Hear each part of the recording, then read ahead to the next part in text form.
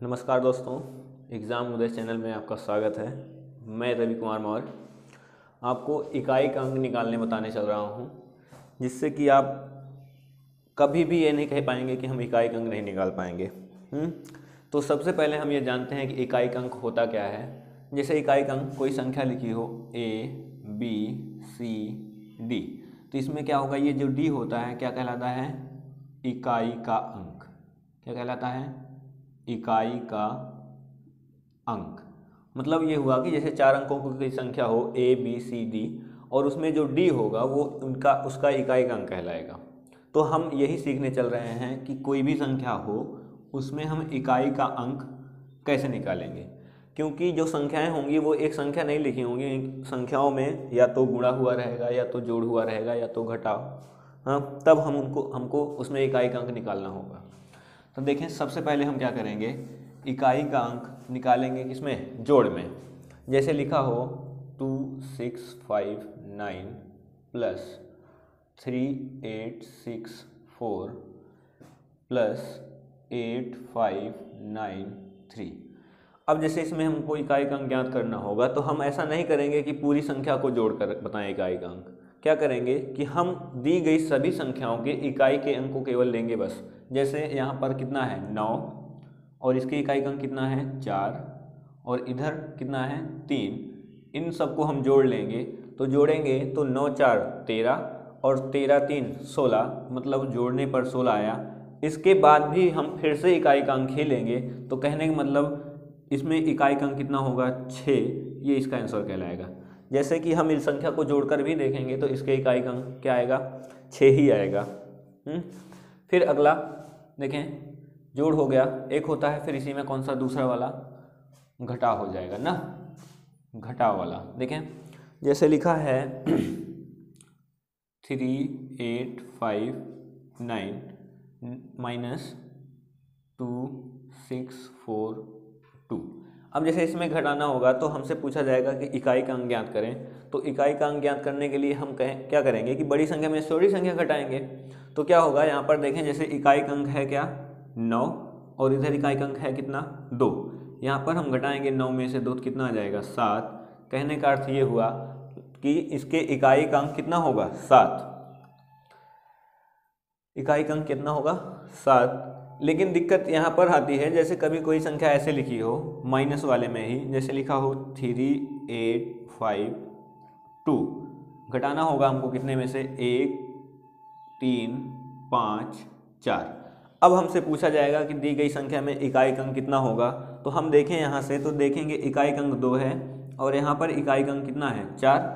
तो जब हम 2 में से 4 को घटाएंगे तो यहाँ पर तो माइनस में आएगा, और कहीं पर भी संख्या में इकाई का अंक माइनस में नहीं लिखा जाता है ना। तो हम क्या करेंगे, माइनस में नहीं लिखा जाता है, और सबसे बड़ी संख्या दहाई में, इकाई के अंक के बाद दहाई में 10 होती है। तो हम क्या करेंगे, इसे जो भी आया होगा आंसर उसको हम 10 में से 2 को घटा देंगे, तो उसका सही सही इकाई का अंक का मान पता चल जाएगा। तो इसका मतलब ये हुआ कि उसके इसमें दी गई संख्या में इसमें इकाई का अंक कितना होगा 8 होगा। अब ये तो रहा कि जब हम जोड़ घटाव कर लेंगे तब का है सवाल। अब इसी तरह के सवाल बन जाएंगे जब हमको क्या करना होगा, इनमें गुणा करने रखे होंगे। देखें जैसे लिख दें हम सवाल 3856 मल्टीप्लाई 243 मल्टीप्लाई 853, फिर ऐसे लिखा हो कितना 5231। अब इसमें कहा जाएगा कि इनके इकाई का अंक ज्ञात करें। तो इकाई का अंक ज्ञात करने के लिए हमको क्या करना होगा, जो भी संख्याओं के बीच में ऑपरेशन होगा, जैसे गुणा का होगा तो गुणा करेंगे, प्लस का होगा तो प्लस करेंगे, माइनस का होगा तो माइनस करेंगे। जैसे यहाँ पर देखा जाए तो गुणा का निशान है, तो क्या करेंगे हम 6 लेंगे और यहाँ का 3 लेंगे, फिर से 3 लेंगे ना, क्योंकि यहाँ पर 3 है, यहाँ 3 है, यहाँ 6 है, और यहाँ पर इकाई का अंक कितना है 1। गुणा कर लें हम इनका सबका, 6 त्रिक 18, 18 त्रिक 54 होता है, 54 इकन्नम 54, मतलब कितना आया 54। अब दी गई संख्या में इकाई का अंक है कितना 4, तो इसका अर्थ हुआ कि इसके इकाई का अंक कितना होगा 4। इकाई का अंक कितना होगा 4। तो अब इतना हम जितना बताए हैं आप समझ तो गए ही होंगे कि प्लस में लिखा होगा तो कैसे करेंगे, माइनस में लिखा होगा तो कैसे करेंगे, और गुणे में लिखा होगा तो कैसे करेंगे। तो एक सवाल तो यही हो गए हैं। अब दूसरा बनता है इसमें जब घात के रूप में लिखे रहें तब हम इसमें इकाई अंक कितना बताया करेंगे, मतलब कैसे लगाया करेंगे। घात के रूप में लिखा होने का मतलब है कि ये सवाल तो हो ही जाएंगे। जैसे घात के रूप में लिखा होने का मतलब है कोई भी संख्या लेंगे हम, वैसे ही देखें 2, 3, 4 और इसकी घात लिखा है 4, 9। अब दिक्कत इस बात की है कि यहाँ पर हम 2, 3, 4 का हम 49 बार मल्टीप्लाई नहीं कर सकते हैं, कि इनका हम 49 बार गुणा नहीं कर सकते हैं। तो क्या करेंगे, सबसे पहले इसमें कुछ नियम होंगे तब हम हल करेंगे। जैसे रूल नंबर 1, दी गई संख्या में इकाई का अंक यदि 0, 0, 1, 5, 6 होगा तो दी गई संख्या में इकाई के मतलब संख्या में घात के रूप में जहाँ जितनी संख्या लिखी हो उसके इकाई के अंक वही हुआ करता है। जैसे हमने लिख दिया, एग्जाम्पल के लिए लिख दें, लिखा है 2, 4, 6। अब इसमें घात जहाँ जितनी लिखी हो, है ना, जैसे दी गई संख्या कितनी है 246, 246 में इकाई का अंक है कितना 6, और 246 की घात 149 लिखा गया है। तो हमने बताया कि जब पहला नियम कहता है 0, 1, 5, 6 हो तो संख्या में इकाई के अंक में 6 है। जैसे अब इसकी घात जहाँ जितनी लिखी हो तो इसका मतलब है इसकी इकाई का अंक कितना होगा 6 होगा। ये हो जाएगा इसका आंसर। रूल नंबर दूसरा कहता है, इसी में रूल नंबर दूसरा कहता है कि जब इकाई के अंक दी गई संख्याओं में इकाई के अंक 0, 1, 5, 6 छोड़कर लिखे होंगे। क्या लिखे होंगे 0, 1, 5, 6 छोड़कर लिखे होंगे, मतलब लिखे क्या होंगे 2, 3, 4 और 7, 8 और 9 ये लिखे होंगे। कितने लिखे होंगे 2, 3, 4, 7, 8 और 9 लिखे होंगे। तब हम क्या करेंगे, दी गई संख्या के घात में सबसे पहले हम 4 से भाग करेंगे, मतलब घात में 4 से भाग करेंगे। प्राप्त शेषफल मतलब प्राप्त शेष मिलेगा कितना 1, 2, 3। शेष प्राप्त मिलेगा कितना 1, 2, 3। फिर जो भी संख्या रहेगी उसमें मान लीजिए शेष हमको 1 मिलता है तो घात में संख्या 1 लगा देंगे। मान लीजिए शेष 2 मिलता है तो दी गई संख्या के घात के रूप में 2 लगा देंगे। मान लीजिए शेष 3 मिलता है तो दी गई संख्या में घात के रूप में कितना 3 लगा देंगे। जैसे एग्जाम्पल लिख लेते हैं हम, जैसे लिखा है 154 मतलब 154 की घात लिखा है 113, है ना। तो हम क्या करेंगे, सबसे पहले घात में भाग करेंगे। 113 में 4 से भाग करेंगे, 4 दूनी 8, 3 बचेगा और 4 8 32, मतलब शेष हमको मिला कितना है 1। शेष मिला है 1।